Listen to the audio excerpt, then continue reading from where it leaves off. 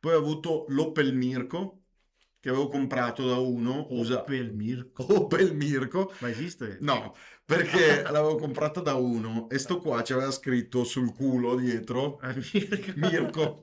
No. E allora, visto che io non avevo cazzo di toglierlo, di togliere sta roba qua, mi ero inventato che la mia Opel era l'Opel Mirko. Ah, E di conseguenza tutti conoscevano sta ecco, roba in realtà dell'Opel cos'era? Mirko. L'Opel cosa? L'Opel Corsa. Ah.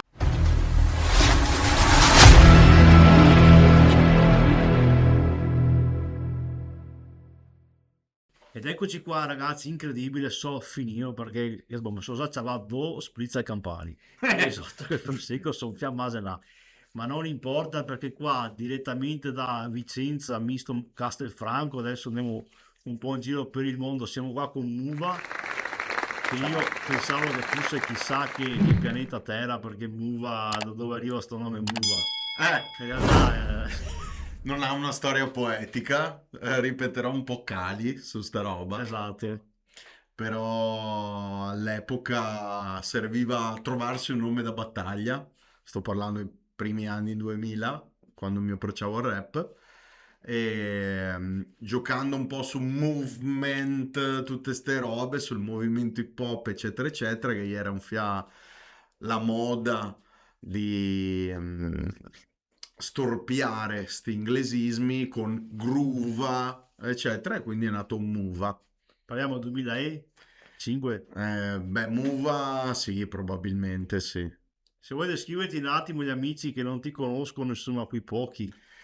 Beh, quei pochi, quei tanti, sicuramente. Allora, tutto nasce dal rap. Tutto nasce dal rap. Adesso io faccio radio, un programma. Prima ho fatto per 7 anni Peter Pan a manetta, adesso da qualche mese un programma nuovo sempre su Radio Peter Pan che si chiama Muva nella casa, più incentrato sulla musica. Prima era un po' più incentrato sul cazzeggio. Però tutto parte, insomma, dall'amore per l'hip hop, dall'amore per il rap. Quindi comunque inizi praticamente nel 2005-2006 che fondi una crew con Nitro, la Gioventù Bruciata. Sì, in realtà ero partito prima con degli altri amici che hanno abbandonato subito. Poi ci siamo trovati per caso, Nitro aveva 13 anni. Nell'unico mese in cui abbiamo frequentato tutti e due la palestra in Camisano, oh, te lo giuro, sentivo sto ragazzino, sto boccia in gergo, che ascoltava Bassi Maestro, eccetera, eccetera. Sarà stato appunto il 2007-2008 e mi sembrava impossibile perché ero uno dei pochissimi in zona che ascoltava rap e di A me conseguenza... sembra più impossibile Nitro a 13 anni che ascolta bassi maestri in palestra, cioè tutto Sì, questo è sì, sì. E assurdo col allora fatto lì che mi ascolta. sono avvicinato, capito? Per cui ho detto, devo sapere chi è sto ragazzino e da lì abbiamo fatto amicizia. 13 anni tu ne avevi 16, Sì, e lui è 93, io ho 4 anni in più, sono dell'89, per esatto. cui avevo 17 anni. Ma quindi già da là sì, avete iniziato un po' a frequentarvi, insomma, avete Sì, sì. fondato la Gioventù Bruciata, avete fatto il vostro primo disco e Born, aspetta, mi sfugge, Born to Born Mixtape, Born to Born nati Mixtape, per bruciare. esatto, col grandissimo singolo Serata Pacco, Esatto. che io ancora mi ricordo, e c'è ancora su YouTube comunque quel pezzo Sì, là. fra l'altro, storia fun fact della roba, noi continuavamo a cancellare le canzoni che c'erano su YouTube e c'è sempre qualche profilo che le ricarica. Ah, E dopo un tot di anni le abbiamo sul lasciate. serio? Sì, deve essere un certo Gerva, che saluto, fra l'altro non conosco ma saluto, che le ha ricaricate e noi abbiamo detto vabbè dai, lasciamole. Ma che Cece, che io Sì? saluto qua Cece perché eravamo amici in Facebook, ogni tanto ci scrivevamo, chissà che fine ha fatto Cece, se stai ascoltando, se stai guardando, contatami, insomma, che erano bellissimi, anche adesso penso siano bellissimi i suoi disegni, ma Sì? arriva a far parte della crew o no? Si ride. Beh, in realtà erano all'inizio Nitro e Cece che erano un po' amici Ok. e io mi sono unito a loro. Ah, Cece e Nitro sono dello stesso anno, tutti del 93, E lui era un po' il producer e DJ, poi è diventato un po' DJ anche di quello che era Gioventù Bruciata, che era il gruppo che avevamo io, Nitro e Cece. Ah, e DJ MS arriva dopo, quindi DJMS arriva un po' dopo, sì. tramite te che lo conosci No, in oppure... realtà noi ci siamo mossi in una maniera un po' atipica, nel senso che siamo arrivati per vie traverse a conoscere la scena rodigina, rovigotta, quindi WUF Dimensione Parallela, Manto, che saluto, Rock P, 16 barre, che noi abbiamo avuto la fortuna di conoscere tanti anni fa, e da loro siamo diventati amici poi della scena vicentina, quindi Sweet Poison, che erano Virus, Zettone, Tokyo Sun, DJ Loner e DJ MS. E piano piano siamo diventati quindi amici Ho capito. di Tra tutta quella l'altro, scena lì. faccio un passo indietro. Il disco della Born to Born Mhm. l'avete registrato da Nitro, quindi. Sì, era un mixtape, tutte basi americane a parte due, che erano di Cece. Ok, però come avete registrato, ti ricordi l'attrezzatura? Comunque, quell'epoca là suonava veramente bene quel disco là. E come dicevamo fuori diretta, cioè, non era proprio, era uno dei migliori prodotti Oh, comunque nel Veneto. Vabbè, sì, a livello dico, di qualità proprio del suono. beh, allora all'epoca parliamo di 2008, sì, 2008, comunque era di uso comune fare i mixtape, cioè prendere basi americane, registrarci sopra e magari fare dei progetti in cui c'era un mix fra basi edite ed inedite. Le inedite erano di Cece.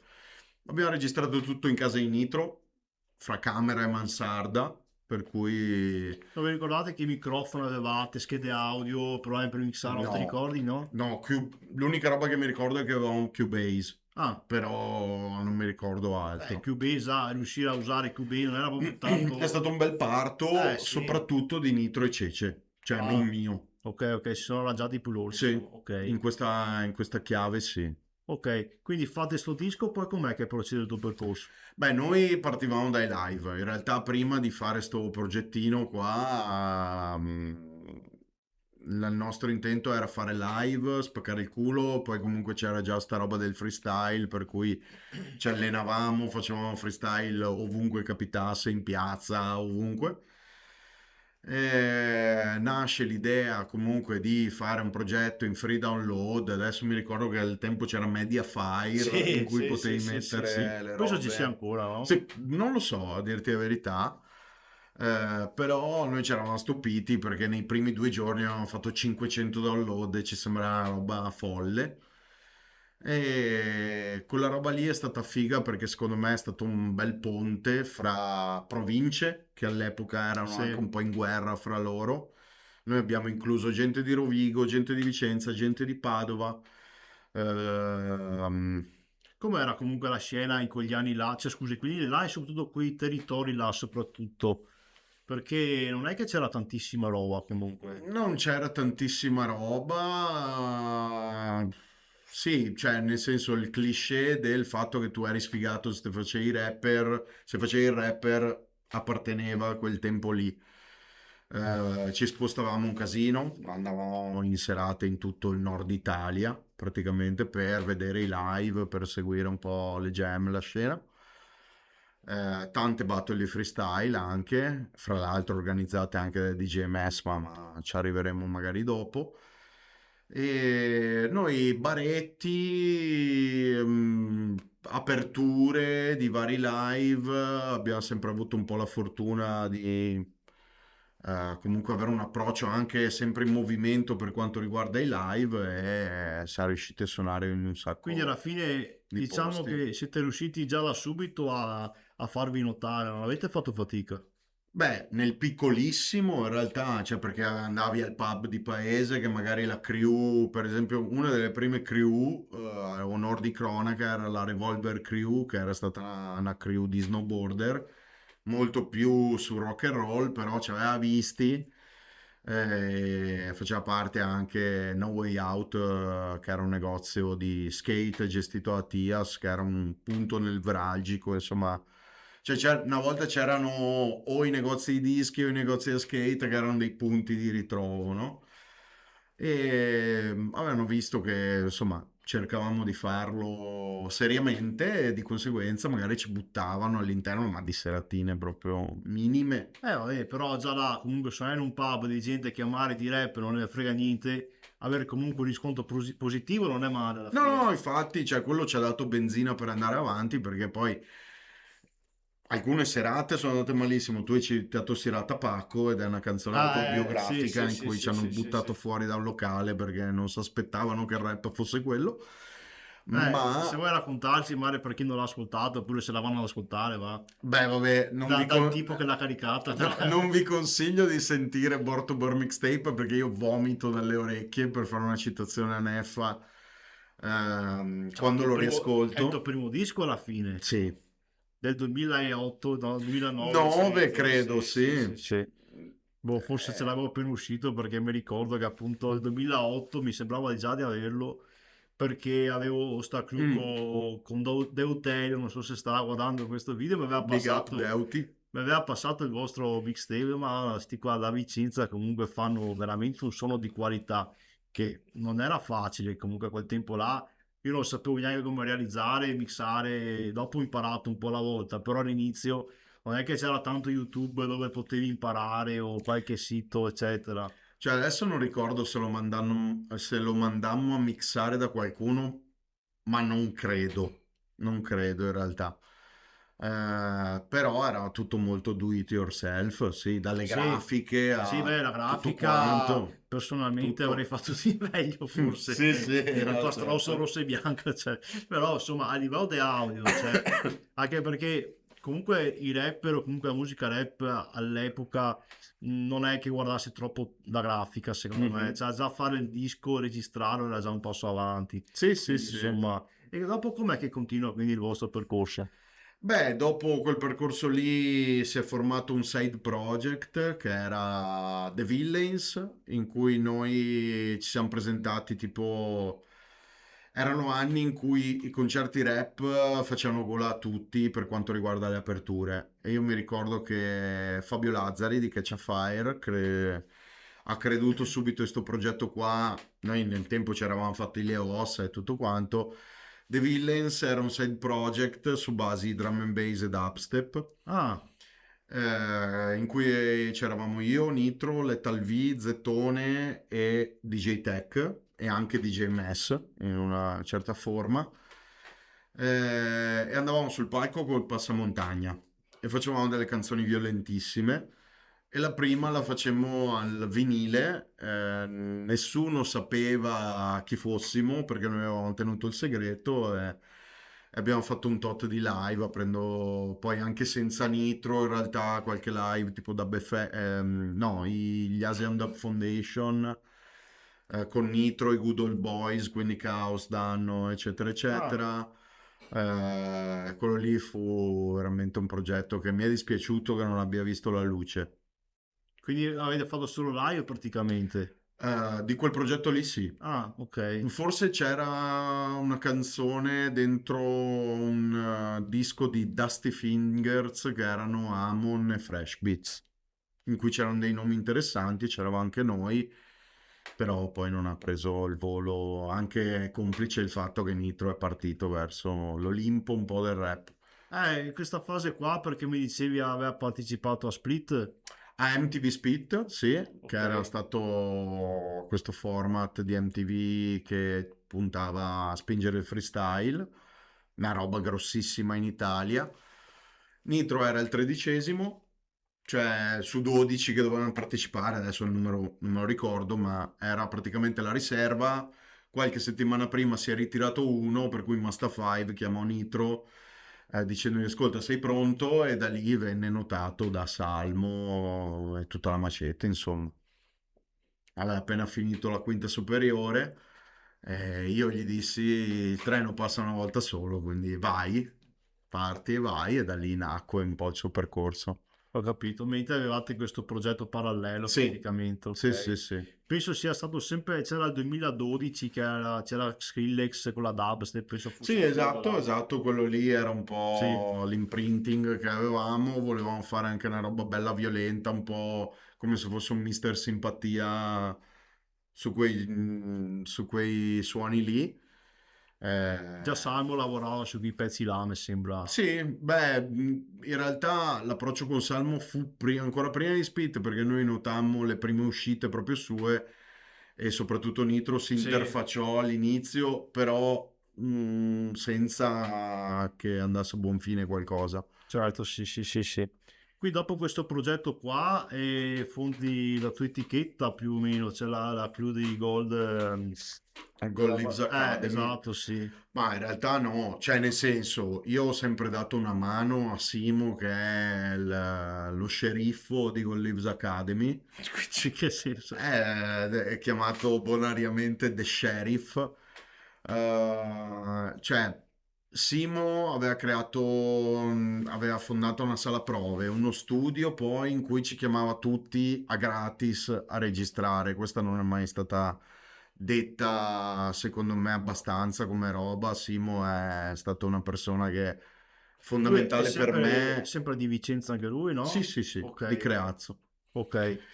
Lui è sempre stato fondamentale per me, ma per un sacco di gente a Vicenza. E ha sempre fatto favori a chiunque, si è sempre sbattuto un casino per progetti di chiunque.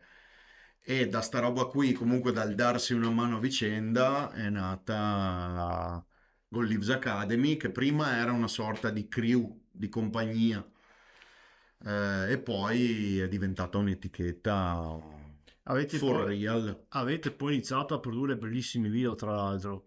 Mm? Hai fatto prima il tuo che era Cirrosi Apatica, però già più avanti, mi Sì, sembra. già più avanti, quello che era un singolo, in realtà, Ok. buttato un po' così.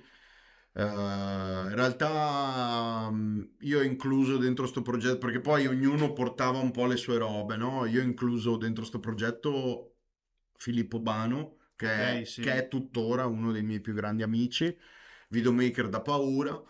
Adesso si è un po' più tolto dalla musica, nel senso ha fatto una bella gavetta nella musica e adesso si concede ad altri lavori.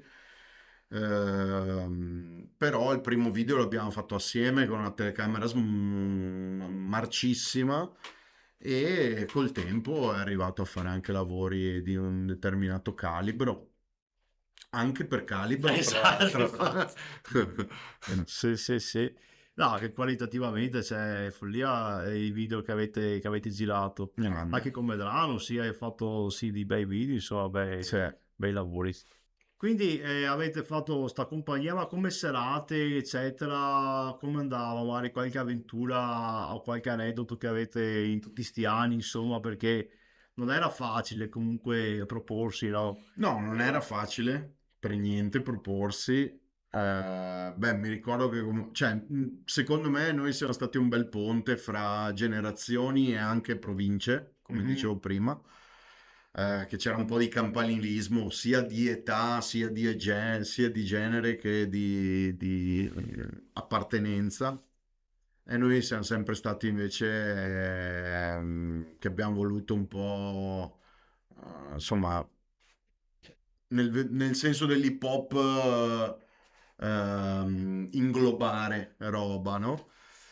In fuori onda, io avevo raccontato a Marco dell'apertura che abbiamo fatto io e Nitro a Noiz, ancora in tempi gioventù bruciata, e i Coma Famiglia, che erano un gruppo, insomma, più clubbing, se vogliamo, se me lo concedono, più clubbing di Vicenza, videro un po' la situazione e loro ci hanno detto no, no, andate voi prima di noi facciamo prima. E noi ci cavavamo un po' sotto perché il pubblico di Noiz all'epoca era abbastanza hardcore e soprattutto non gli fregava un cazzo del rap, cioè gli importava di Truce Clan e Noiz. Per cui c'era tutta la gente che diceva Noiz, Noiz, era incazzata nera perché chiaramente c'erano dei gruppi d'apertura, quindi Nitro era così. Io ho scoperto anche sta cosa della mia capacità di intrattenere in queste situazioni qua perché mi toccava a me fondamentalmente. Quindi Quindi c'era Nitro che così, vai vai, di qualcosa, io salgo sul palco e comincio Noiz, Noiz, a fomentare la gente e a un certo punto dico, raga, noi abbiamo un live velocissimo e poi arriva Noiz. Fatto sta che avevamo studiato anche un live un po' furbo per quell'occasione lì, chiudendo con una reppata su Sweet Dreams rifatta da Marilyn Manson, che un po' richiamava le vibes nel live di Noiz e di conseguenza è andata bene, poi ce la siamo portata a casa bene. E tutte queste esperienze comunque ci hanno fatto fare un po' le ossa. Alla fine Stoccolma mi ha suonato o no quella sera? Sì, beh, all'inizio. Ah, Sì, prima sì, sì. ancora che di voi. Era una crew, sì, in cui c'erano Vise, in cui c'era Van, Velo e Nicola anche all'epoca. Allora non ho fischiato, quindi no, sì. No, allora, il primo gruppo, bene, però si erano già rotti i coglioni dopo il primo gruppo perché volevano vedere Noiz, per cui sì, non erano di buon umore dal pubblico, diciamo. Ok, qualche altro aneddoto di qualche altra serata che avete fatto, no? Tipo, ma sta serata a Pacco.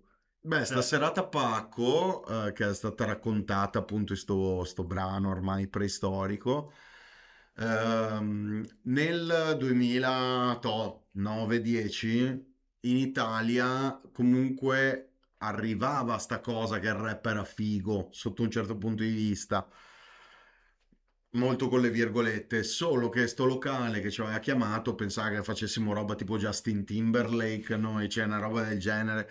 Quando noi siamo arrivati a fare rap duro e puro, cazzo duro, il gestore ci ha mandato via. Ha detto no, no, ragazzi, e ha messo su musica e via. Per cui è nata sta serata Pacco che racconta di sta canzone che racconta del fatto tipo che i Katara Noise, stati cacciati il via. gruppo elettronico in sta, si stu a corrente, cos'è? Esatto, Era, esatto, le stu a esatto. correnti sono lo stesso. Esatto. Va bene, dai. Ehm, Poi ci raccontavi, hai suonato all'Oli, giusto? Hai fatto l'MC all'Oli come... O Sì, è successo dopo sta roba qua? no, beh, sono 11 anni che seguo i ragazzi di Oli, Oli è il che festival dei colori che se vai là per 3 giorni sei ancora colorato. potrebbe essere, dipende dalle annate, perché poi nelle annate sono cambiati anche i vari pigmenti dei colori. Come funzionano queste feste? Perché io non c'è mai stato, magari le facciamo passare qua sotto. Beh, è una festa che ha origini in India Mm. ed è una festa, cioè, allora, gli organizzatori inizialmente sono stati Marco Bari e Fabio Lazzari, che sono state due persone comunque fondamentali nella mia vita. Soprattutto Fabio ha sempre creduto in me, è stato il primo che mi ha messo davanti a un microfono ad una serata X al vinile dicendo vai, intrattieni. Ehm, e quando è arrivato il momento che lui era tornato dall'India e aveva visto sta festa di primavera ed è praticamente l'unica festa in cui le caste che ci sono in India si annullano, no? E quindi sta roba del colore, sta roba del lanciarsi il colore, dipingersi, eccetera, è come se fosse un festeggiamento collettivo, no? E lui ha voluto portare sta roba qua in Italia, è stato il primo. Diciamo è stata fatta una data zero a Sherwood che è andata da Dio, la seconda data a Sì. Venice Sherwood che ancora si faceva e lì siamo riusciti, cioè col tempo abbiamo viaggiato l'Italia, siamo riusciti a fare tipo a data 20.000 persone, è stata una roba folle, diciamo. Sì, ma sti colori alla fine com'è che li lanciano? E Cioè... sono sacchettini, Eh, sono di solito colore alimentare o comunque pigmenti che chiaramente non fanno niente. A differenza della composizione si attaccano più o meno alla pelle, sì, sì, sì, sì. però è stata, cioè adesso sono tanti anni che c'è, per cui non è più una novità, diciamo, e in tanti hanno copiato Sì, anche sì, sì, sì. il format. Però è stata una roba veramente figa, soprattutto i primi anni. Eravamo un team, c'erano i ragazzi di Trash Dance, c'era tutta la nostra un po' compagnia, quindi DJMS, Tokyo Sun, Lethal V, DJ Tech, DJ Worry, cioè è stato veramente figo. Ok, Quindi, poi che altri progetti hai fatto in quel periodo là, diciamo?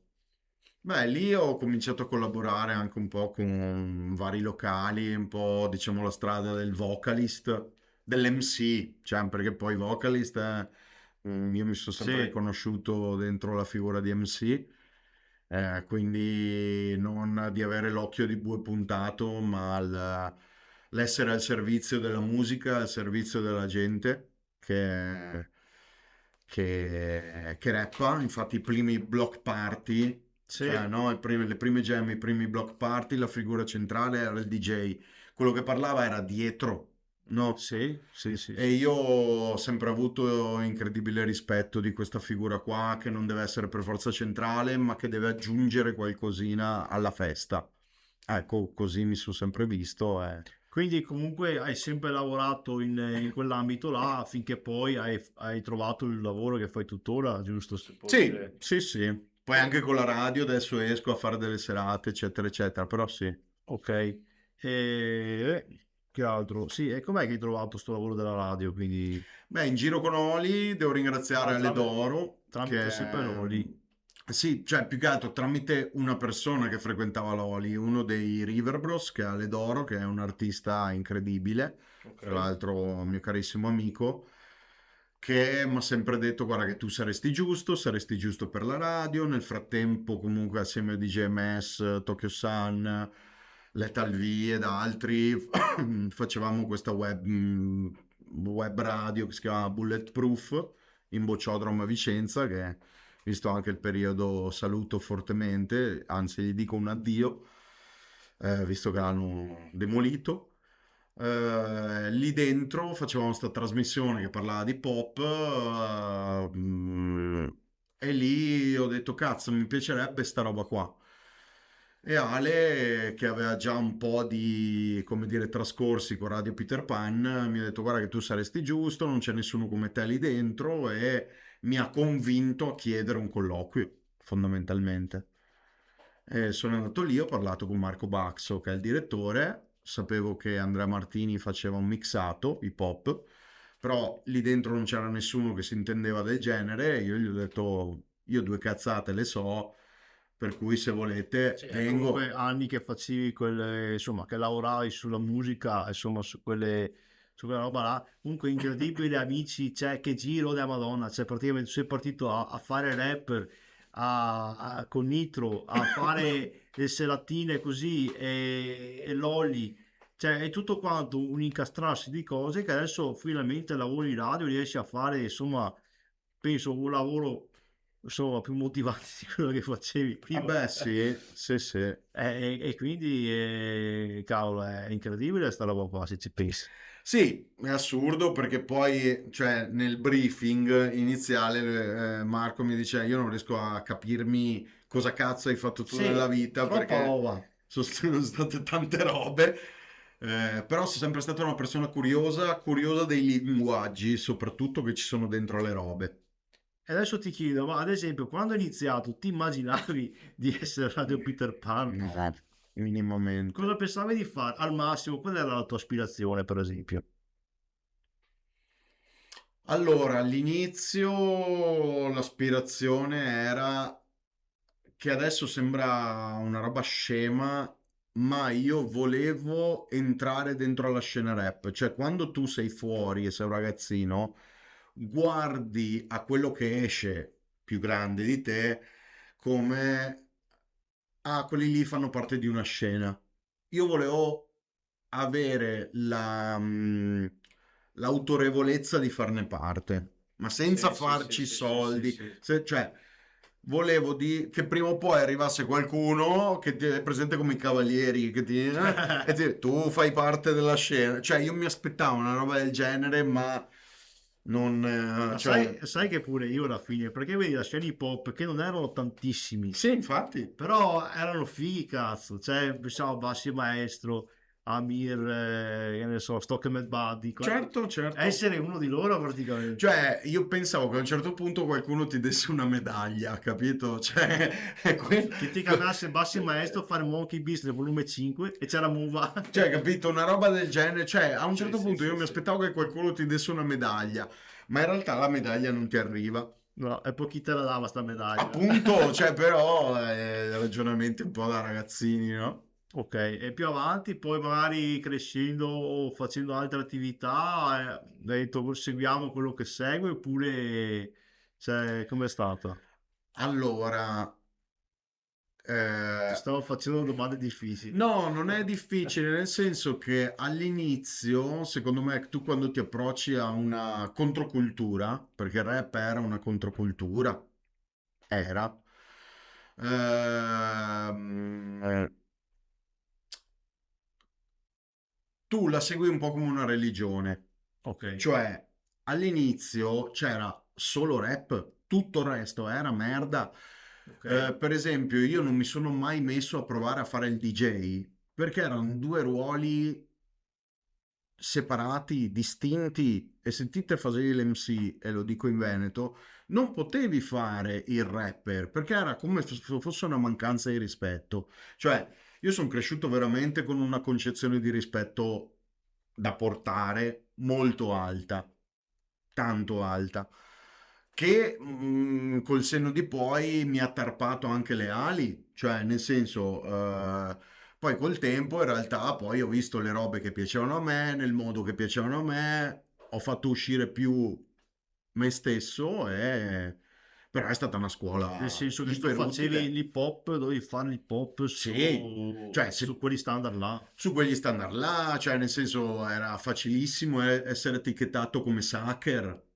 Poi la fortuna mia è che sono sempre stato un iper nerd della musica, cioè mi è sempre piaciuto un casino, non solo della musica, della cultura in generale, libri, Dopo sei film. totalmente cambiato perché hai fatto pezzi anche recenti, totalmente con sonorità che 20 anni fa non avessi neanche, cioè proprio No, lì mi schifato. avrebbero bastonato in piazza, cioè per esempio stiamo parlando di Vinci un viaggio che avevo fatto con DJ Maxwell, Carolina Marquez e poi firmato anche il pezzo da DJ Matrix, che è una tamarrata incredibile che in realtà, aperta parentesi, non avrei nemmeno dovuto cantare io, cioè io quel pezzo lì l'ho scritto per vedere se ero in grado di fare un brano di quel tipo lì. Beh, sicuramente che eri in grado comunque, no? No, beh, non pensare, No? non pensare, perché tanta gente, e io questo l'ho imparato un po' avendo a che fare,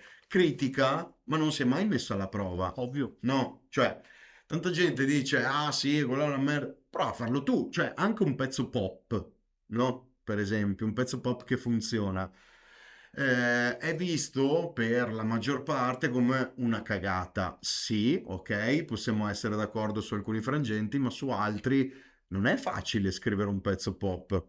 Sì, Cioè, sì, sì, sì, devi sì. esserne in grado, devi riuscire a capire il linguaggio. E quella roba lì a me è sempre intrigato, capire i vari linguaggi e vedere se ero in grado di parlarlo.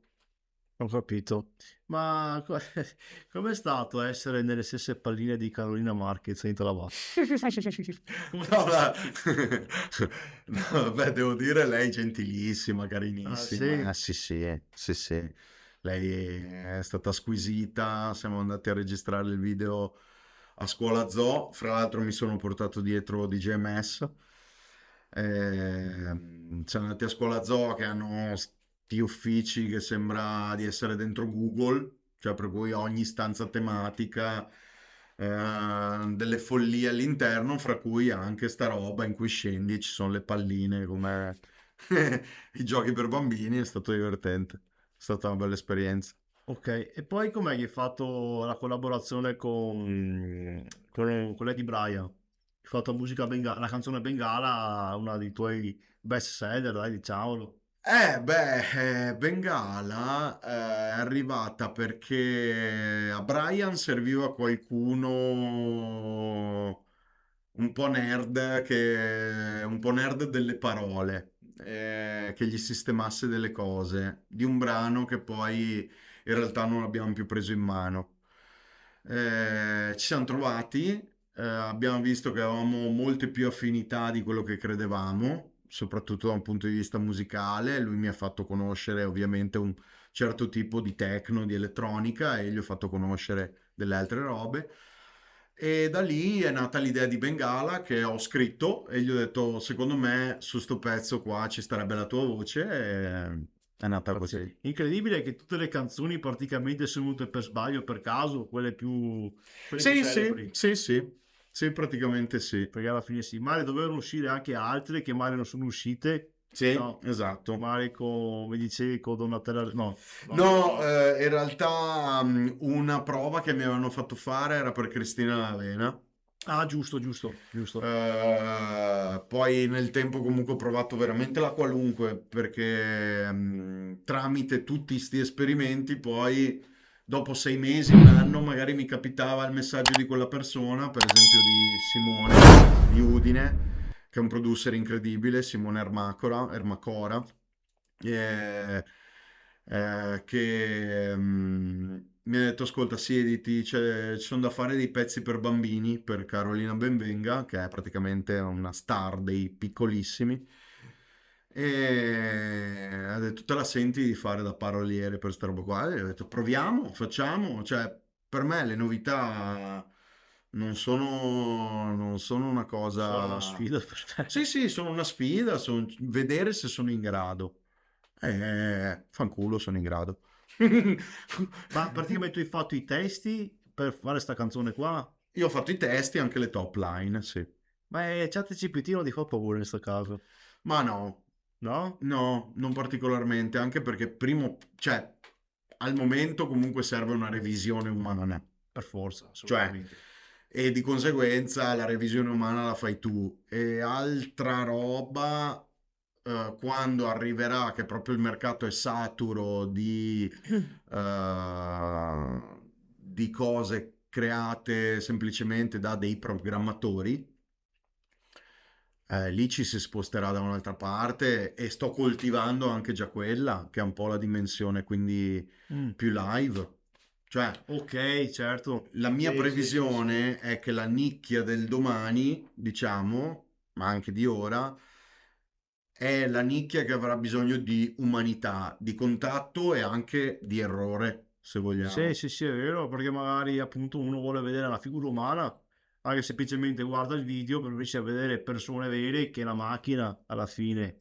Sì, ma al di là di quello, è proprio il fatto che secondo me, se già in Corea o Giappone comunque ci sono le prime artiste che sono degli avatar, no? Mm. Prima o poi la gente si romperà il cazzo di andare a vedere gli Sì, avatar, sì. cioè almeno una determinata fetta di gente. E quindi ricercherà quelle situazioni che sono l'underground. C'è anche Salmo che ha fatto tipo l'apertura live con l'avatar, mi sembra. Non so Sai che se hai non lo visto. so questo, non lo Ho so, mi, visto mi qualche cogli live impreparato che c'era su lui che sembrava fosse lui che parlasse, invece di no, vabbè, insomma, un gioco un po' di. Salmatar. Mm. Salmatar, incredibile.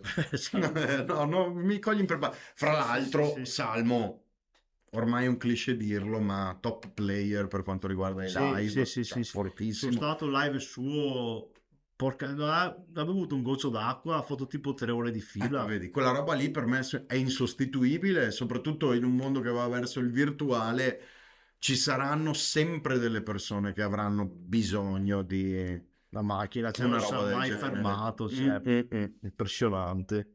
E poi comunque il fatto dei pezzi con Herman e Calibro, anzi su tutti i dischi penso che ci Su tutti i sei, dischi, sì. c'è un tuo pezzo. E Figato Mare, cioè, mi hanno detto anche che hai fatto proprio tu, proprio tutto quanto la storia, no, del Sì, lo video. storyboard, cioè a me piace appunto ste robe qua, cioè lo scrivere giù idee fondamentalmente, e quindi serviva la storia di sto video di Figato Mare, invece di fare magari la solita roba un po' playback così, mi sono inventato, cioè storyboard vuol dire che devi trovare i luoghi, le persone e la storia, scriverla, no? Ma sai che io non pensavo che esistesse una persona che fa sta robe qua. E come no, Cioè io certo. do per scontato, voglio fare il video, lo so già come fare. È come i programmi televisivi, per esempio, Eh, un'altra roba che un domani mi gaserebbe provare è fare l'autore di alcuni programmi. Cioè, tu quello che vedi in TV, per esempio, è scritto da autori. Cioè, se il programma deve durare un'ora e mezza e ci sono vari sketch, c'è la roba, c'è la cosa, c'è quello che dice, cioè, è tutto già scritto da degli autori. Eh, certo, quindi c'è un lavoro a posteriori di gente che sì, sì, molto sì, spesso sì, ok, non conosci. ok. Mi viene in mente una roba, Mm. ma tipo è il programma quello di pacchi, che non mi ricordo come si chiama. Di? Dei pacchi, quello che aprono i Ah, pacchi. eh. Come cavolo si chiama quel programma là? Anche Eh, là non ho mai capito che tipo devono stare là. Voglio quel pacco là. No, lo scambio. Qua non possono dire direttamente il pacco da prendere, finiva il programma, siamo a posto. beh, ma lì ci sono contratti, per cui tu non sai, cioè è come una trasmissione, cioè per esempio la trasmissione radiofonica, dipende dalla radio, ma noi sappiamo che abbiamo di media 2 minuti di intervento ogni due canzoni, no? Mm, E hai 8-10 interventi in una puntata, sai che in 10 interventi ti devi gestire un filo conduttore, ok. no? Stessa roba funziona in quei programmi lì, cioè loro chiamano dei concorrenti, sanno che tal gioco dura tot, più o meno, minuto più, minuto meno, poi si passa in altra roba, se non ce la fai, prossima puntata. Cioè, Ok, diciamo ho che capito. bene o male, se tu ti metti delle scalette, Sì, sì, sì, sì, funziona sì, bene o sì, sì, male sì. tutto, a parte imprevisti. Sì, sì, sì, sì. Ok. Comunque, tornando alle canzoni di con Herman e Cali, puoi spiegarci ai nostri amici cosa intendi quando dici che le graspe tu le ragioni in metri? Che era in sagra, se non erro. Esatto. Perché alle sagre, almeno quelle che ho frequentato io, ti danno i metri di grappette, che significa appunto 1 metro sono 10 grappette in fila e di conseguenza si ragiona in metri per quel caso lì, perché arrivi al banco e non ne ordini 2-3, ordini 2-3 metri in modo Quindi sono da... 3 metri, vuol dire che sei 30 graspe. tipo, esatto. Pazzesco. Sì, non solo per me, ma... Per assalto. esatto. Cos'è la stanza? A parte questa. Allora, La Stanza è un'associazione culturale a cui io do una mano, è totalmente no profit. E quando ti parlavi dell'intelligenza artificiale, no? Che la gente ricercherà comunque dell'umanità in qualche modo, stiamo già coltivando su sta roba qua.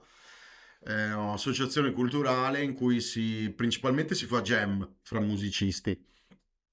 Però da qualche anno abbiamo cercato un po' di settarla, siamo in tre alla direzione artistica, io, il Chris eh, e Tote, che è il padrone di casa, perché tutta questa è una casa, non è un locale. E si fa jam session, però prima cerchiamo di proporre della musica del territorio e non solo, originale, quindi no cover, cantautorale, cioè restando dentro al genere sperimentale, jazz. Poi sono venuti anche Herman e Cali, è venuto anche Alex Chicchi, per esempio, che invece sono un po' new jazz. Ehm, insomma, cerchiamo di dare delle proposte del territorio e poi facendo jam session e lì si è creato una sorta di, fa fighetto dirlo, ma salottino culturale. Ma quindi, scusa, non ho capito, è una casa di È uno? la casa di Una casa. questo Tote, che ringrazio perché ci sta spendendo anima e cuore dietro sto Ma progetto. c'è anche gente che viene dentro, come succede? Cioè, Beh, lì il mercoledì sera, a seconda della stagione, adesso è chiusa, riprenderemo a febbraio con questa cosa qua. Il mercoledì sera tutti fanno una tessera annuale e poi l'entrata è gratis sempre. E dentro c'è una jam che va e quindi ci sono musicisti che si intervallano ed improvviso è tutto improvvisazione. ah, ok. E dov'è questo? A San Martino in Lupari, in provincia di Padova.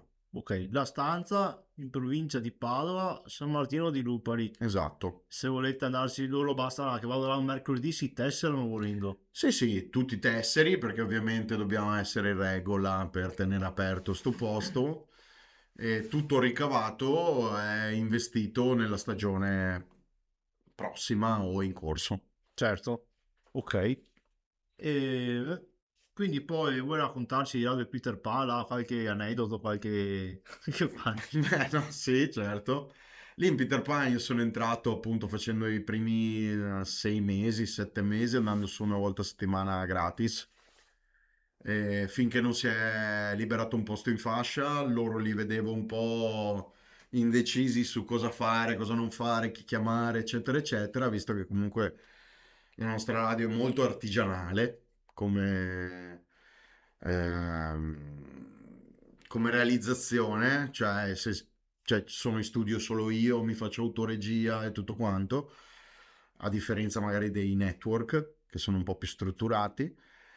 E lì gli ho detto se volete imparo e da lì ho fatto 7 anni Peter Pan a manetta, che come dicevo è un programma un po' più leggero, molto cazzaro, in cui gli sfogavo tutta la mia parte cazzara di minchiate e adesso ho iniziato un Muva nella casa, un programma autocelebrativo dalle 15 alle 17, dal lunedì al venerdì e poi sabato mattina conducono invece un altro programma più incentrato sulla musica. Ma Mupa nella casa, non era anche un tuo pezzo che si chiamava così, Sì, no? sì, sì, Ah, boh, ok, sì, non mi sì, ricordavo, ma... realizzato fra l'altro un po' con la radio. Ah, ok, adesso mi ricordo. L'idea era venuta da Comunque, era DJ Maxwell. interessante in quel periodo là, se si può dire, Mhm. che lavoravi in un supermercato, eri in Sì, sì. aspettativa, no, non ti davano No, aspettative. cosa succede? Che quello prima, cioè io ho lavorato 8 anni in gastronomia ad un supermercato. Nel frattempo comunque facevo tutte le serate, facevo tutte le robe, per cui un mazzo tanto.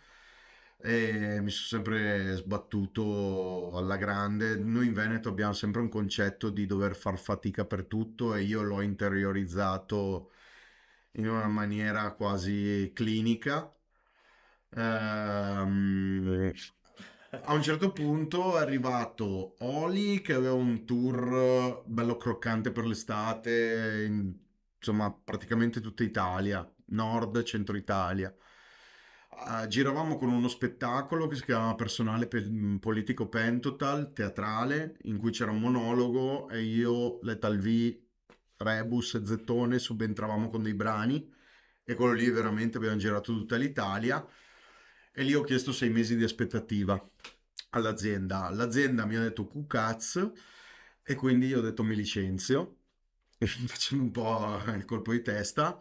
Però quella è stata la scelta giusta perché dopo, insomma, questa primavera, estate passata in tour, ho avuto il coraggio di propormi in radio e col tempo, piano piano, è Quindi arrivato. non è neanche stato subito, No, cioè no, hai fatto una specie di salto nel vuoto, una ho certa. patito un po' la fame. No, Eh, diciamo che per fortuna comunque avevo i miei genitori che non mi hanno mai trattato da nababbo, ma se non altro un tetto me lo davano, cioè di fame non morivo, a sì, onor sì, del sì, sì, sì, vero. sì, sì. Però ho sempre lavorato io da quando ho 16 anni che lavoro, per cui cioè, Non so perché ho queste immagini tua di... che sei là in gastronomia, ti ha ispirato magari qualche pezzo del tuo lavoro, o no? qualcosina, sì, qualcosina. Perché anche io immagino, magari se tu ti focalizzi a fare un lavoro sempre quello, ti si stagnano un po' le idee, no? Ti è mai capitata sta roba qua? Mani, cioè Einstein in realtà era arrivato a fare un lavoro manuale per muovere le idee, Mm, perché un ok. lavoro ripetitivo Bravo, ti questo intendo. aiuta, no? Ti aiuta. Sicuramente ti dà benzina anche un po' di spaccare, perché molto spesso io facevo le serate fino alle 4 di mattina e alle 7 ero a lavoro, cioè per cui nessuno, Dura, il sì, medico non è che me lo diceva di farlo. Ehm, un bell'after, insomma. per cui insomma sono stati anni belli tosti, ma che sono serviti. Certo. Beh, io direi, Mhm. contami qualche aneddoto, voglio sapere qualche puttanata tua che hai fatto. Qualche puttanata. Perché non avete fatto video Mm. di tette? Cazzo, lì lì è stato un problema. Infatti, devo dirti la verità. Allora, primo problema, perché se avessimo fatto il video di tette avremmo dovuto, YouPorn? appunto, avremmo dovuto farlo bello spinto. E secondo me all'epoca non mi ricordo le situazioni sentimentali che avevamo, ma poteva- potevano incorrere dei casini. Ma anche al di là di quello, devo dire la verità che era un pezzo che ci divertiva tanto, Sì, ma non so, cioè adesso io onestamente non mi ricordo se ci puntavamo così tanto. beh, guarda che è Cioè, stato, mi sa, uno dei più ascoltati, almeno sì, ultimamente, sì, no, sai? ma col senno di poi è stata una cazzata non farla perché è stato veramente ascoltatissimo, però all'inizio pensavamo fosse divertente, fosse bello, però non ho ricordi che ci avessimo puntato così tanto. Difatti dice a Calibro che hanno solo pubblico maschile e quei pochi tosi esemplano siete chi che ascolta. Quindi anche là sì, perché uno dice sì, faccio un pezzo del genere, faccio il video, però so già che a parte femminile difficilmente guarderà i miei video. Però in questo Bah, caso oddio, ma qua qualche donna c'è stata che sì, ci tagga, qualche donna maggiorata, devo dire, che ha eh, apprezzato la canzone. comunque se volete ve lo produrrei molto volentieri io il video. Cazzo, Edi, eh. Dovremmo, adesso non so se sia troppo tardi. In realtà Non è mai troppo tardi. Cali ce l'ha sempre che gira, però Sì, sì, vedremo sì, sì. futuro prossimo cosa accadrà. Allora, difficile qualche aneddoto, cioè ne sono capitati sicuramente, ma beh, ho passato una gran parte della mia vita ad essere definito come il disagio. Ma va, Te lo giuro, cioè perché? perché combinavo guai, Vai. perché ero disadattato, cioè ero molto svampito, diciamo, sotto un certo punto di vista e di conseguenza se poteva andare male una cosa, se potevo far esplodere una bottiglia, per esempio in mezzo locale, succedeva.